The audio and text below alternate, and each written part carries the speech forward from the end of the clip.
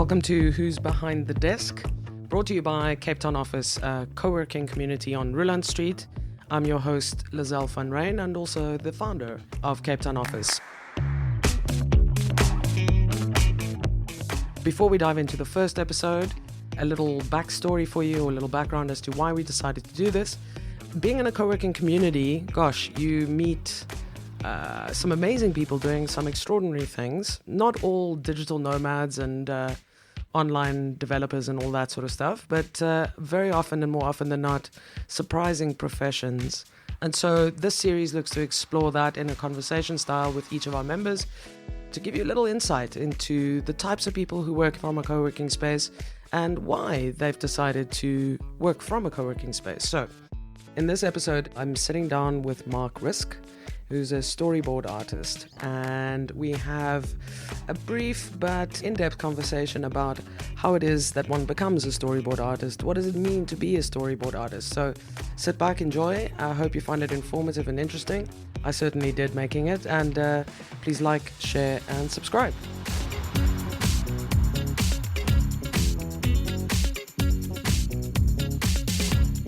Welcome to Who's Behind the Desk at CTO. I'm so excited for this one.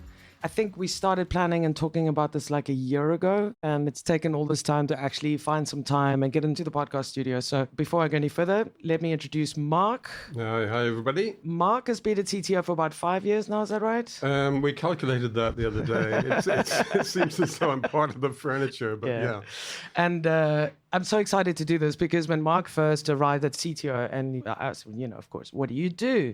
He goes, I'm a storyboard artist. I'm like, what? Please explain. So I'm not going to try and mess this up. I'm just going to hand it straight over to you. Please explain to anyone who's listening, what is a storyboard artist and how did you get there? Yeah, it does need a bit of explaining, doesn't it? Yeah, it sounds as though I draw, which is correct. What I actually do is I work on films, features, TV series, drama series, and those kind of things. And what I do is with the director, I sit down with the director. He has a clear idea of what he wants to see, but he needs to communicate that to everyone else on crew. And in feature films, that's very important because there are multiple departments, everything from stunts to CGI to design considerations or fight scenes and all that kind of stuff. So I don't draw the entire movie. I draw those sequences which the director thinks are important to communicate to other departments. I mean, that's amazing, right? So before I met you, I mean, obviously I had an idea. I'd seen lots of documentaries about obviously the making of and then the various about art. And I think there was an Alfred Hitchcock sort of documentary, right? Yes. And they talk about his process. And at the time, obviously, no CGI, no computers, nothing like that. And he went through, I think it was for The Birds, And he went through a stage where he'd held up shooting by, 2 weeks, like a long time, in budgetary terms, expensive. And the reason for this is because he wasn't satisfied with the lighting. And what he did was he would build these different scaled models of the house. Yes. And then he would play with the lighting around the house. Yes. Then he would painstakingly, very slowly and carefully set up the cameras, like film cameras, around the house and shoot that. Then he would take the film, hand it to a PA. This PA would have to run as fast as his little legs could carry him to the nearest developing thing. Yes. And then obviously there's no 1 hour service in those days. So you have to wait till the next morning. Now the pictures come back and then Hitchcock sits down and goes, I don't like that. Let's start again. Yes, well, I think that was the dilemma back in the day. But I love watching those, the making of, especially the Hitchcock movies, because he did employ a storyboard artist, and those storyboard frames are works of art in themselves.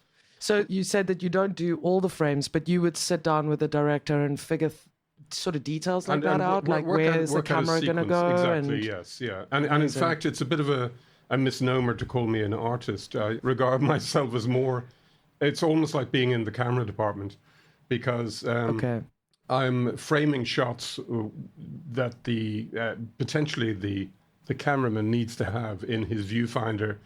They can be very simple drawings. They really just depict the content of a sequence broken down into frames. Yeah. So for any 30-second sequence in movie terms, I would probably do in the region of 30 pictures. That's amazing. Just to show, it's almost like a stopgap kind of Right. progression through a sequence. Right. And so once you and the director are kind of at a reasonably, let's say 80% happy scale, does it go off to the director of photography from there? Do you pull him in in the conversation? I can have quite a fractious relationship with the director of photography in certain cases, because the director of photography will, of course, have worked out his framing as to what a particular shot should look like. He has a lot of other considerations. So the but, DP, right? So does the DP get sent the script at the same time you do? I think the DP and the director will have a little bit of a powwow before I'm brought on board. But generally speaking, I would sit with the director alone. And what that does is, from the director's point of view, it gives him the freedom to say what he wants to say, because there's no one watching. Right. And, he can be quite honest about what he actually wants, very determined to get in terms of an image and a sequence, or he can ask for help, really, in terms of framing a shot. And those are the interesting discussions where they are open to suggestion. And some of the best directors are like that. They're very. It's fascinating, because you're not only dealing with the artistic process, but you're dealing with egos, right? You're dealing with and people that are very, very clear about their vision and how they. Yes, being in the position I'm in is almost like I wouldn't say a therapy session, but you have to understand psychologically the position of the director and judge that very quickly, because often I never meet the directors before he needs a storyboard. Right. So we are sitting down with the script, literally going through the script. Right. And we'll be going to scene 21. It's set in a castle, top of the castle or something like that. And we will talk through that sequence. Now, he's never worked with me before. In some cases, he's never worked with me before. So I need to let him know that I know what I'm talking about without being too pushy in terms of what I visualize. Because with my experience, I've got a pretty clear idea how things should be shot and where the camera should be vis-a-vis the actors and the set and all that kind of stuff, and angles and heights and all that kind of stuff. So I need to figure out in short time how far I can go with any given director, or whether I'm simply a journeyman who translates what he wants into storyboard.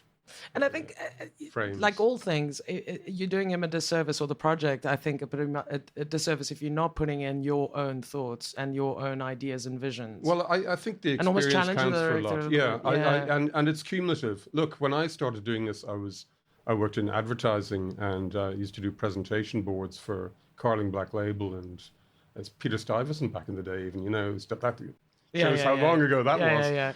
But what happened was, directors who were pitching for the work to do a Carling Black Label ad would actually see my work, and they would say, "Oh, he seems to have a good idea of how to compose a shot."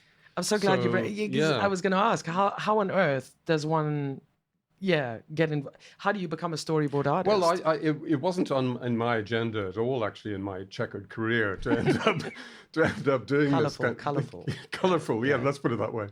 But I was in architecture for a while, and what that did was it gave me a good 3D sense of composition, which a lot of storyboard artists may not have, to be able to place action within a given space, and to get depth in terms of visualize and where the camera moves in a space, in a given space, and or in a relationship between people even. And that came in very useful to me. But when these directors pitched for the work to do, and the 3 or 4 directors would pitch for any one given ad, say, for instance, one of them, and I can mention him, Greg Gray, who was with Velocity Films at the time, he saw my work and thought, I can actually use him to do storyboards for me, so that I can communicate not only to crew, but also to agency and to client, and this is in commercials, what he was visualizing, because it's very difficult to do that, because often, certainly a client may be completely, I wouldn't say visually impaired, visually challenged. challenged, I think is the You're word. so Yeah. diplomatic, man. I mean, I learned that because, as you know, Anne-Marie is now in the industry as well. And Yes. then I've learned through her now, most of the work comes through an agency. Yes. I'm not going to name names, but I Yeah. mean, most of them will come through a very large sort of global agency. Yeah. And then the work is sort of funneled and filtered through. Yes. Yeah. I fortunately, I'm like a gadfly. I go in, talk to the director, and then I get out before the shit hits the fan, which Yeah, is the yeah. actual making of the commercial. And I'm never really involved in shoots themselves. Sometimes I mean, go along to avail of the That's catering. very smart. That But- is so smart. So I'm out of there. Yeah. But it is a high pressure business from all concerned, and including what Anne-Marie's involved in set design and props and all those kind of things. So talk to me about deadlines, because again, on the sort of physical production side, the deadlines are very set. I mean, bar any natural disasters like hurricanes and tornadoes, and it's an outside shoot or whatever. But what do your deadlines look like? How far in advance will the director start talking to you? Well, as a preamble to that, I thrive on deadline. In fact, if I don't have a deadline, I'll just prevaricate. As you know, we've had this discussion before. Yeah. Is I'll prevaricate. There's several words procrastinate is another one, and so I need a deadline. I need a deadline, and often what happens in feature films is that at the last moment someone thinks, oh, we may need a storyboard to explain this to the various departments and the producers and the money, and the back up the line. But in feature films, they work completely differently. In commercials, there is a place for me. Yeah, I'm actually regarded as part of the crew as a storyboard artist, and I have my contribution at a certain stage, and then it goes into production. Very short term, if you're talking about deadlines, this could be in a matter of days. But also, funnily enough, in feature films, all the hard work, all the heavy work is being done in terms of set design and all that kind of stuff. So when they decide, oh, by the way, we need a storyboard artist, they don't have a budget for it. They don't have a budget for storyboard art, which sounds odd because storyboard art is an integral part of any production, short or long, big or small. So my budget comes from the art department. So my relationship with the art department is a very strange one because they don't know me from Adam, and I don't know them either. And it's illustrative when it comes to wrap parties, when it comes to feature films. The only person I know is really the director and his PA, because I don't know anyone in the art department because we've got nothing in common.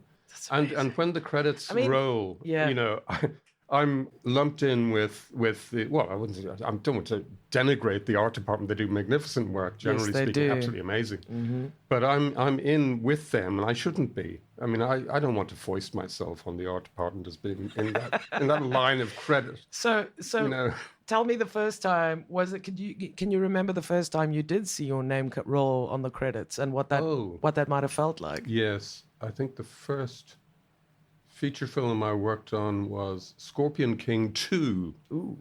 That wasn't the original one. Okay. It was with, and the main hero was Randy Coutain. He's a fighter, and he was the main guy. Very nice guy and a great director, Russell Mulcahy. I remember him, an Australian, very dry, wonderful guy to work with. Yeah. And very proactive and very open to suggestions. So that was a great introduction. If it had been someone who was more sort of hard-assed and knew exactly what they want, very Hollywood, I would have sort of thought twice about getting involved. But I was fascinated with the whole thing. Large numbers of people. It's interesting, so director of photography, right? So Anne-Marie's now worked with a few, or been exposed and been on sets with quite a number. Yeah. And there was one terribly famous one that came in on a commercial, which I can't name, but it's a commercial it's really commercial. Yes. It's the most commercial of commercials. Yes. And this guy had done like serious work in Hollywood, you know. And the most interesting thing, again, I can't mention which films he directed because then it makes it quite obvious. But what was very striking to her certainly was that with the level of talent this guy has, he was the least assuming and the least kind of oppressive on set. Oh, absolutely. Least demanding, super nice. I think the demanding ones have, I wouldn't say an inferiority complex, but they've got a complex Yeah. which they need to work out, and they're working it out on other people. It's a fascinating industry. There was a wonderful DP I worked with on, it was called a mini-series called Labyrinth, and he was Australian. And there's a certain Australian accent which is so calming to listen to. He could not be flustered. I wish I could remember his name. I could just listen to his voice for hours on end. Just calmed everything down. And that was part of my prevarication before I could actually do what I needed to do. What a journey, man. How long have you been a storyboard artist now? Probably around 25 years, I would say. Yeah. So this is the one. This is the career path I think I found myself. And that was the interesting point, and I know we've talked about this before, is that there were three things, and we're going to run over time here, but there are three things which I think are very important as life skills that I've learned, and from the perspective of my own professional work experience. And the first one is, if you love doing what you do, you end up being very good at it. Right. And I think you just put the extra time into it, and you're more absorbed in it, and it becomes something that you want to become better at. And the second one is that, and I've said this to students because I've done a bit of part-time teaching as storyboarding in like the Red and Yellow School and SAE and so on. And I preach the heresy, and that's probably why I don't do it anymore, is that what you're studying most likely will not be what you end up doing. Right. And the idea is to keep your mind open to possibilities, because your life path will change, and not to be resistant to that, because a lot of people can be scared of just making a choice which leads you into something else. And I could go into my career path, and it's very I think that we're going to reserve that for episode 2. We'll have to, because it's a whole thing in itself. And I really want to get into it. Yeah. But the third point, and I learned this from someone who I literally shared a cradle with. We were babies together. Our mothers knew each other very well. And he ended up employing me as a draftsman in his architectural practice. And his company grew fantastically big and successfully in Ireland. In fact, he now hosts a renovation show on RTE in Ireland, or has done in the past. But he built up his business on a very simple premise, and it was a very simple word that he used. And that word, and it's deceptively small, but it's very important, and the word is we. And he used we where often other people would use the word I. So instead of saying, I think we should do this, he would say, well, perhaps what would benefit us would be if we look at another way of doing something. And what that does is it absorbs you into the process of the project, but also into the inner being of your client. Right. Because the client believes you and understands that you are part of that process. It's so powerful, because you're removing the ego from it, and at the same time, you're creating an inclusive environment and giving everyone around the table permission to voice their opinions. And, maybe you subtly manipulate them to come towards your thinking, and that's okay. Well, the thing is, when I first started out in feature films, I would sit at this big boardroom table where all the departments were represented, and that would be stunts, art, visual effects, special effects, pyrotechnics, and all these people would be sitting around. And I didn't say a word for about the first year when I was sitting down at this table, because I was just absorbing what was being talked about. I learned a huge amount, and not saying something stood me in good stead, because then when the moment was right, then I could actually contribute more knowingly than I would have otherwise. Wow. I think that's a wonderful place to leave this first episode. So I can't wait to jump into the next one. Oh, it's been an absolute pleasure and a great opportunity. Thank you. Thank you so much to Mark Risk for sitting down and having this conversation with me. I hope you found it as interesting as I did.